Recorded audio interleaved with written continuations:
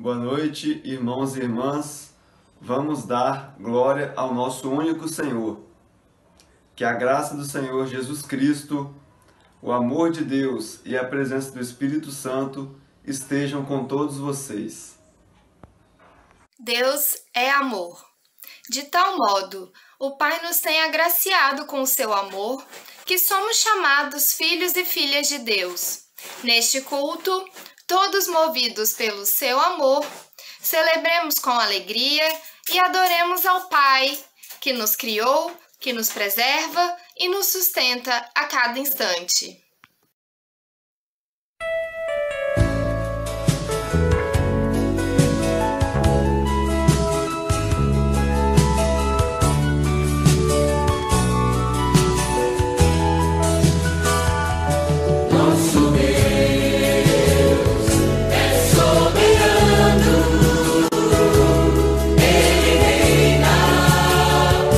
Da fundação do mundo, nosso Deus.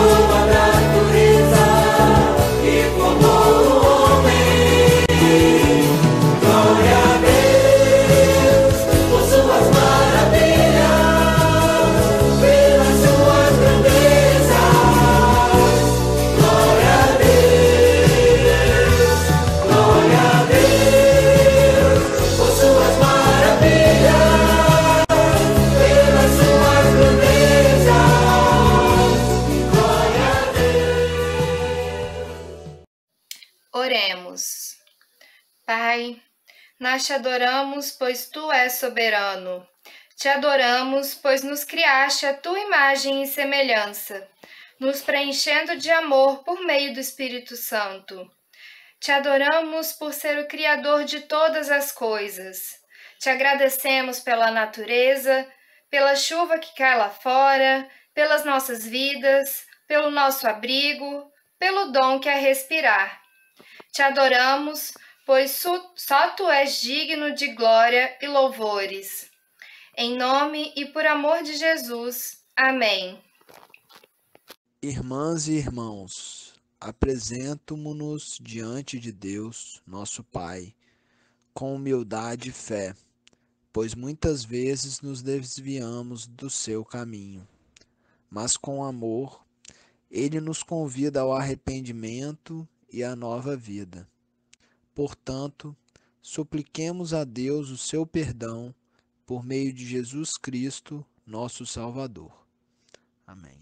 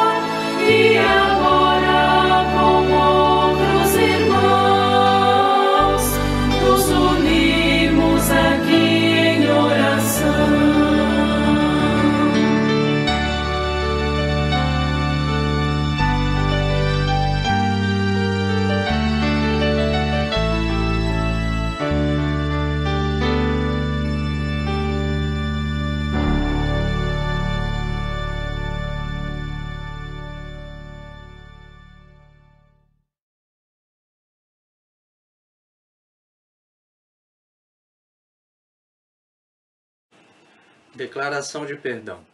Portanto, louvemos a Deus pela sua gloriosa graça, que nos deu gratuidade por meio do seu querido Filho, pois pela morte de Cristo na cruz, somos libertados, isto é, os nossos pecados são perdoados. Como é maravilhosa a graça de Deus, que Ele nos deu com tanta fartura. Irmãs e irmãos, em Jesus Cristo somos perdoados. Amém.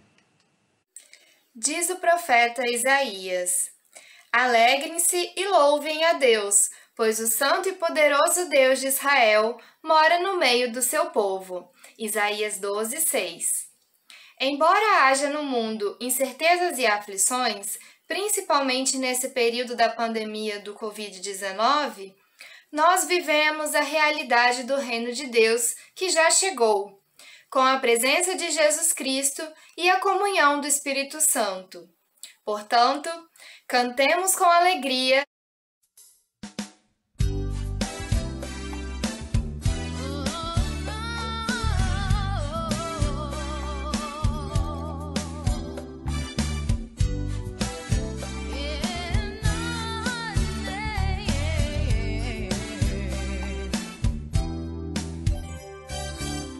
Eu vejo a glória do Senhor hoje aqui, a sua mão, o seu poder sobre mim. Os céus abertos hoje eu vou contemplar, o amor descer nesse lugar. Eu vejo a glória do Senhor hoje aqui, a sua mão, o seu poder sobre mim. Os céus abertos hoje eu vou contemplar, o amor descer nesse lugar. Eu quero ver agora o teu poder, a tua glória inundando meu ser. Vou levantar as mãos e vou receber. Vou louvando o teu nome, porque eu sinto o Senhor me tocar. Eu quero ver agora o teu poder, a tua glória inundando meu ser. Vou levantar as mãos e vou receber. Vou louvando o teu nome, porque eu sinto o Senhor me tocar.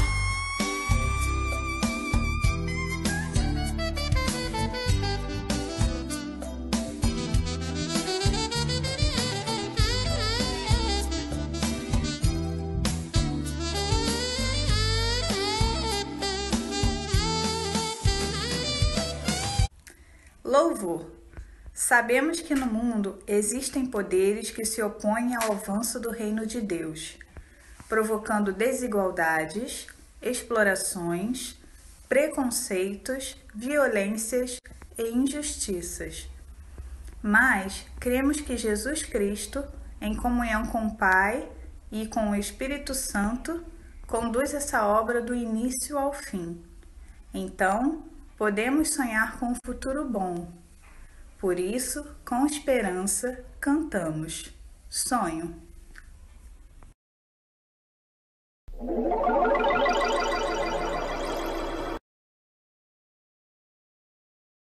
Oremos.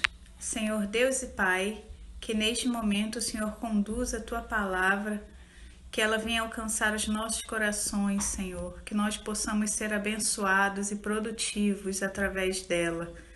Ilumina também, Senhor, quem vai pronunciar a Tua palavra e que o Senhor sempre nos abençoe. Em nome de Jesus. Amém. Leitura do Evangelho que se encontra no livro de Mateus, capítulo 16, versículos 13 a versículo 20. Diz assim: Jesus foi para a região que fica perto da cidade de Cesareia de Filipe. Ali perguntou aos discípulos: quem o povo diz que o Filho do Homem é? Eles responderam: alguns dizem que o Senhor é João Batista, outros que é Elias, e outros que é Jeremias ou algum outro profeta. E vocês, quem vocês dizem que eu sou? Perguntou Jesus. Simão Pedro respondeu: o Senhor é o Messias, o Filho do Deus vivo. Jesus afirmou: Simão, filho de João, você é feliz porque esta verdade não foi revelada a você por nenhum ser humano, mas veio diretamente do meu Pai, que está no céu. Portanto, eu lhes digo: você é Pedro, e sobre esta pedra construirei a minha igreja, e nem a morte poderá vencê-la. Eu lhe darei as chaves do reino do céu. O que você proibir na terra será proibido no céu, e o que permitir na terra será permitido no céu. Então, Jesus ordenou que os discípulos não contassem. Que a graça e a paz de nosso Senhor Jesus Cristo esteja com todos vocês, irmãos e irmãs, para que nós possamos então entrar nesse texto, esse Evangelho de Mateus, Evangelho capítulo 16, versículos de 13 a 20, como já foi lido. E o título é o seguinte: O Filho da Humanidade. E eu com isso? Suicídio, aborto, homossexualidade, racismo. Que leis garantem, de fato, a vida? Nós temos um grande desafio nesse texto. E vamos tentar compreender um pouco do contexto, né, onde esse texto aparece. Jesus está no contexto do movimento messiânico popular, né? Israel, aquela região, vários movimentos messiânicos, o povo está revoltado com o desmando, com os governos, né, com o imperialismo, né, com a forma como são tratados. As pessoas estão revoltadas. Elas não querem mais aqueles modelos, não dá mais para aceitar. Então, faz parte do contexto messiânico popular. Então, Jesus está ali no meio. Tem várias figuras que poderiam ser o Messias, né, para o povo. O povo tinha essa percepção de que, a qualquer momento, alguma dessas figuras, dentre aquilo que circulava entre o povo, poderia aparecer como o grande Salvador.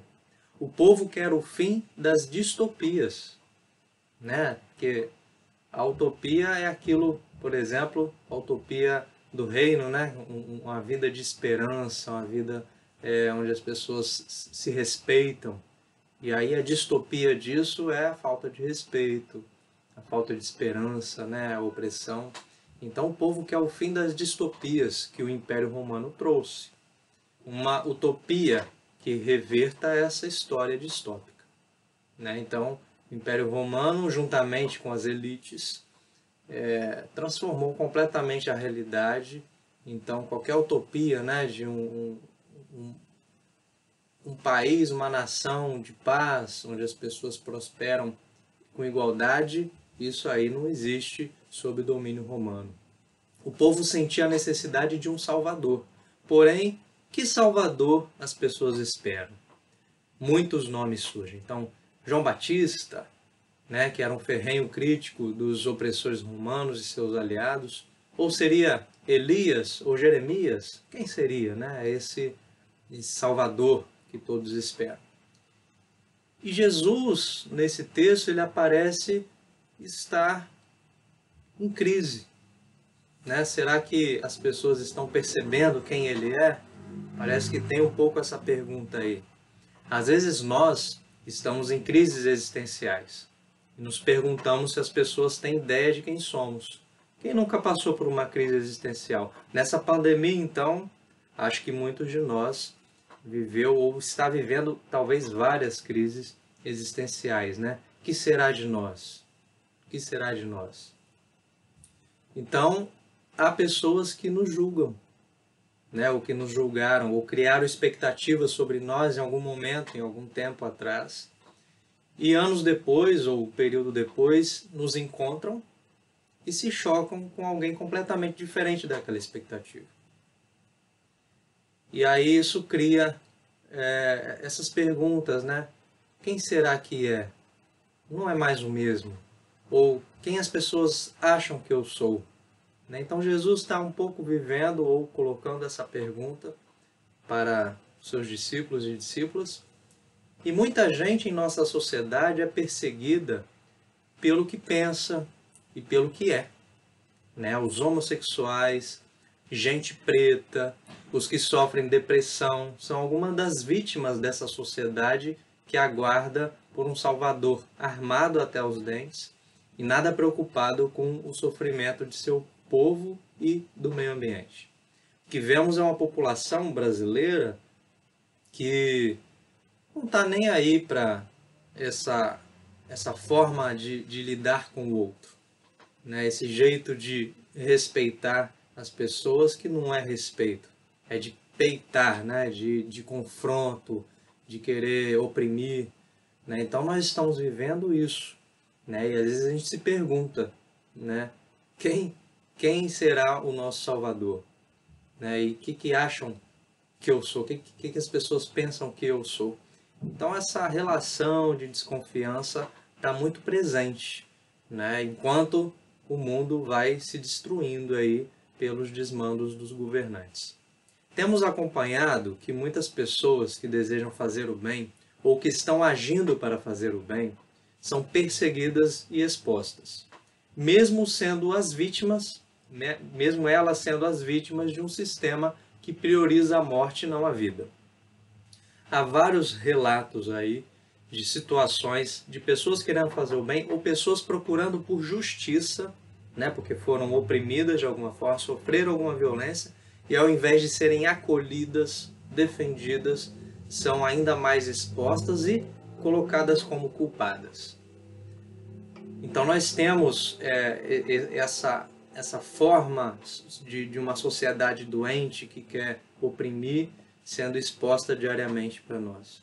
Então, leis direcionam verbas desnecessárias para militares, ao mesmo tempo que desabastecem a educação, a saúde e o combate à destruição florestal e os povos originários.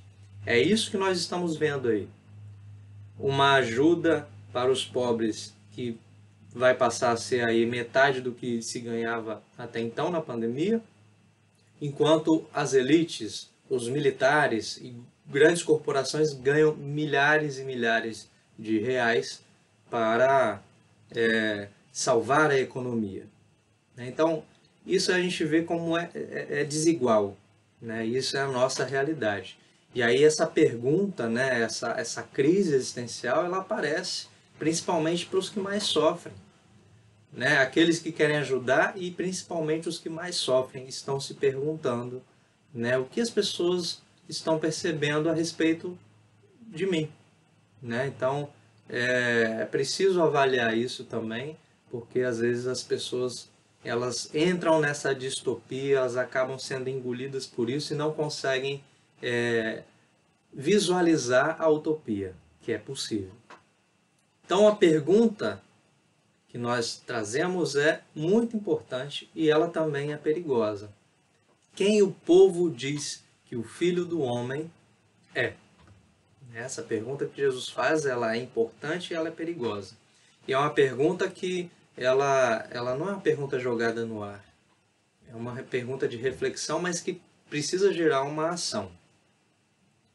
A resposta de Pedro, tu és o Messias, né, ou tu és o ungido, está aí para nos dar uma direção. O que o discípulo responde não limita Jesus a um representante religioso. Nessa resposta de Pedro, ela não limita Jesus como qualquer representante religioso, ou como se ele fosse unicamente um representante religioso. O Messias Jesus é um religioso político, pois o Messias, filho do Deus vivo, é filho de um Deus que age, é o próprio Deus que age. E um Deus que age, com certeza, está fazendo uma ação política. Jesus, esse Filho do Homem, esse ser humano, um Deus que se fez carne, para sentir a nossa dor, ele age como Deus. Ele age realizando aquilo que é a vontade de Deus. Então nós não temos aí um representante religioso, mas alguém que age, né? Alguém que tem uma proposta clara, assertiva, para acabar com o sofrimento das pessoas. Então Jesus é agente de Deus e tem relação íntima com Deus. E isso é suficiente para contestar e desafiar as reivindicações de soberania e representação que os impérios, com seus homens deuses ou césares, né, insistem pretensamente. Né? Essa relação íntima de Jesus com Deus e o fato dele ser um agente, alguém que atua, né? Um agente de Deus, alguém que é enviado por Deus e atua em nome de Deus e como Deus, e isso por si só desafia e contesta de forma conclusiva isso que os seres humanos pretensamente tentam ser, como os imperadores procuram ser, oprimindo as pessoas, né? Essa ideia de soberania, mas uma soberania de pisar no outro. Assim, a fala de Pedro, né, quando dá essa resposta de que Jesus é o Messias, né, que é o enviado de Deus, essa fala é subversiva, né? Ela se opõe a esse império, ela é subversiva, com poder e intenção de desmascarar os opressores, que é essa elite mentirosa, né? A elite que diz que está do lado do povo, mas que por trás está corrompendo tudo que é possível para extrair do povo aquilo que o povo nem tem, né? Essa exploração mortífera, né? Então, por isso Jesus elogia o discípulo agora, mas depois pede sigilo, né? Porque o discípulo, ele enxerga exatamente quem Jesus é, né? O Messias ungido, aquele que veio para mudar e transformar a realidade. Mas ao mesmo tempo ele pede sigilo, porque essa revelação poderia antecipar a morte de Jesus, podendo comprometer a conclusão da missão. Então Jesus, ele tem ainda etapas a concluir para poder chegar na sua morte de cruz e ressurreição, né? Que é o triunfo sobre os impérios opressores, né? Nem a morte foi capaz de parar Jesus, ou de parar o agir de Deus, né? Então isso é muito importante. Esse sigilo está ligado a essa ideia de garantir que se cumpra todas as etapas da missão, do ministério de Jesus. Na pergunta de Jesus, quem dizem as pessoas ser o filho do humano, né, que seria uma tradução melhor, o filho do humano, aí ele já fala também de si mesmo, né? Não é só uma resposta que ele espera, o que as pessoas dizem ser o filho do humano. Ele também já está falando de si mesmo, o mais humano dentre os humanos. Esse humano demasiadamente humano, né? Jesus é esse humano que é mais humano dentre os humanos. Então mostra outro caminho de se pensar o poder. Até então o poder é esse, de oprimir, de matar, de usar, de enjaular, né? De escravizar.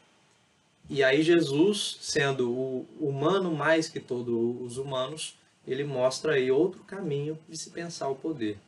Poder que está em oposição à política de morte da Cesareia de Filipe, e certamente está em oposição às políticas que vêm sendo aplicadas em nosso país, privilegiando a elite e esmagando os mais pobres.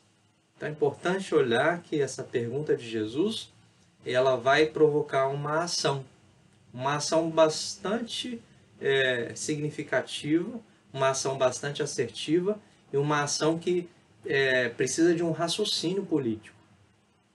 Mas não um raciocínio complicado. Não uma coisa que as pessoas não vão entender. Uma coisa que elas vão entender que é possível. Que é possível. Então, portanto, quando identificamos que as leis que os nossos representantes aprovam são contra a vida e que nenhuma dessas normas procura tratar suicídio e aborto, por exemplo, como questões sérias de saúde pública, que precisam ser faladas, sim, honestamente e sem moralismo, nos damos conta da nossa responsabilidade dentro de uma democracia, pois aqueles que estão lá no Congresso, chegaram lá pelo poder do voto de cada um, de cada uma de nós. Então, tem uma questão política aí, sim, né? Quando a gente observa essa forma opressora que a população tem sido atacada, que tem sido oprimida, nós percebemos que existe aí uma exigência, né, do chamado de Deus, do chamado de Cristo para conosco, de sermos agentes políticos do reino de Deus, no sentido de exercer esse poder que não é de morte, que é um outro caminho de se pensar o poder. Enquanto ignoramos homossexualidade e racismo como prioridade de uma pauta a ser discutida de uma igreja que se diz acolhedora, endossamos os crimes de ódio que só aumentam a cada dia, como pedras lançadas num tribunal sem direito de defesa, como se fosse pecado ser humano. Jesus afirma a Pedro: sobre essa rocha você vai edificar a minha igreja, ou melhor dizendo, a minha eclesia. E o que é essa igreja, eclesia de Jesus? É a assembleia cívica e política, onde se manifesta a vontade do povo reunido, uma democracia. A rocha ou pedra, que na verdade significa caverna, né? Quem teve a oportunidade de acompanhar o nosso boletim viu lá que essa pedra, a Kefar, é, na verdade, uma caverna para acolher os marginalizados, sobre a qual a porta da morte, que é o Hades, não prevalecerá. Eclesia, ou a igreja, é a comunidade de resistência, uma comunidade centralizada em Jesus, uma comunidade alternativa à ordem imperial romana. Essa comunidade de resistência oposta aos modelos de sociedade e poder imperialistas, também dos dias de hoje, ela que sabemos identificar sem qualquer dificuldade. Então, essa comunidade de resistência, que é oposta aos modelos de sociedade e poder imperialistas, também nos dias de hoje, nós sabemos muito bem identificar quais são esses poderes imperialistas.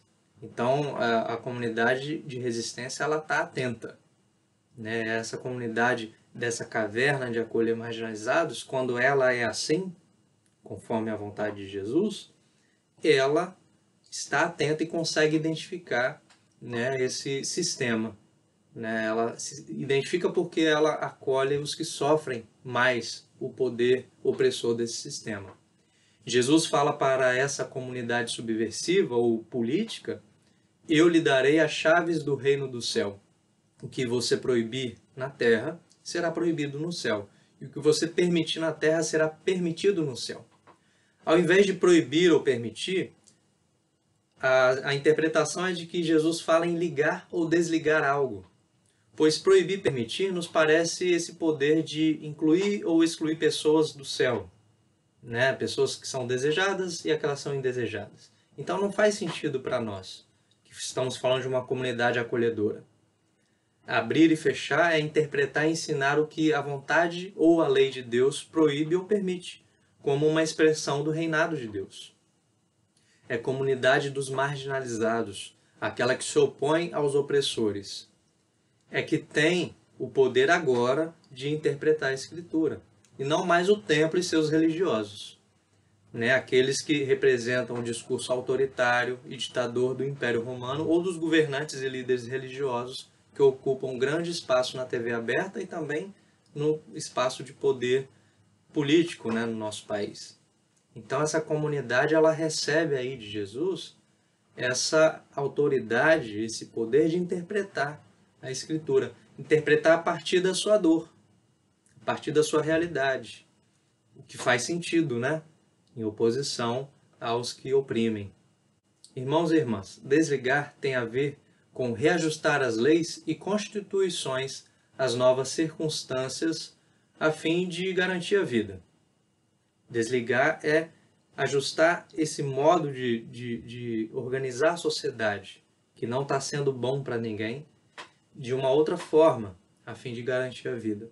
A realidade que está diante de nós é esta na qual muitas pessoas vivem sendo canceladas, perseguidas, caçadas, literalmente deletadas. Como agentes de Deus, somos chamados para uma ação política humanizadora, como fez Jesus.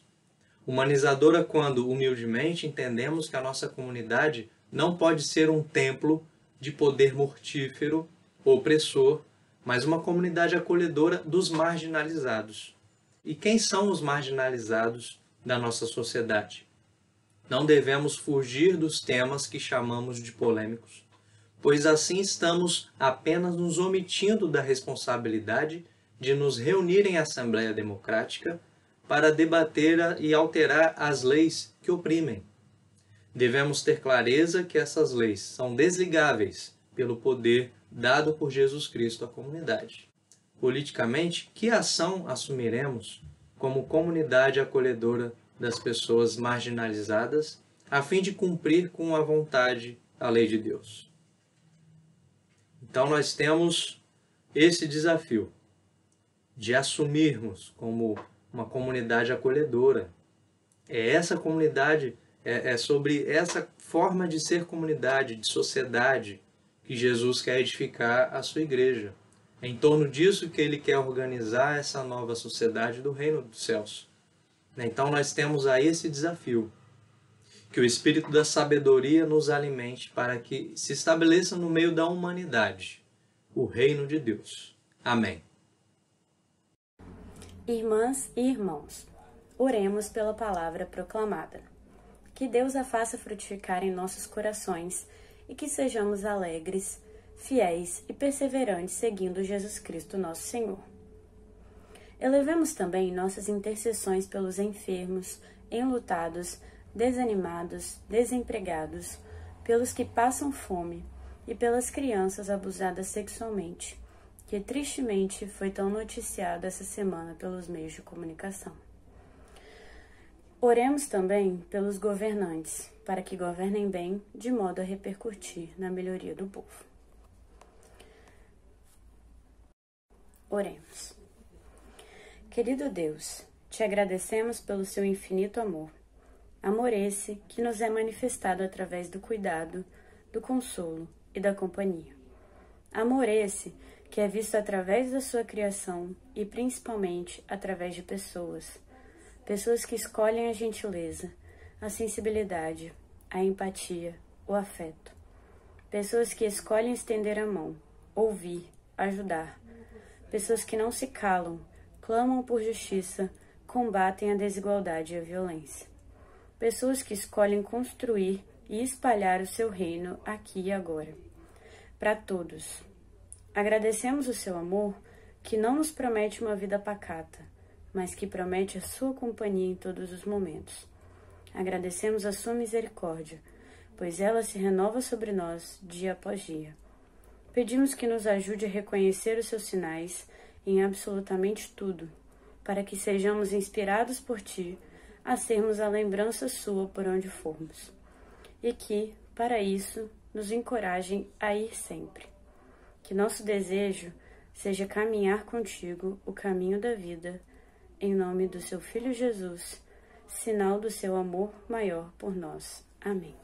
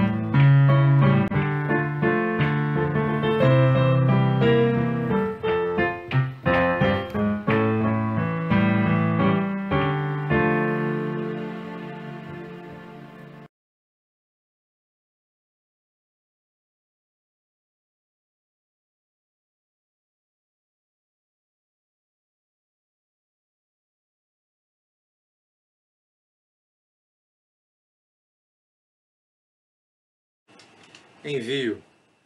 Portanto, irmãos e irmãs, por causa da grande misericórdia divina, peço que vocês se ofereçam completamente a Deus como um sacrifício vivo, dedicado ao seu serviço e agradável a Ele.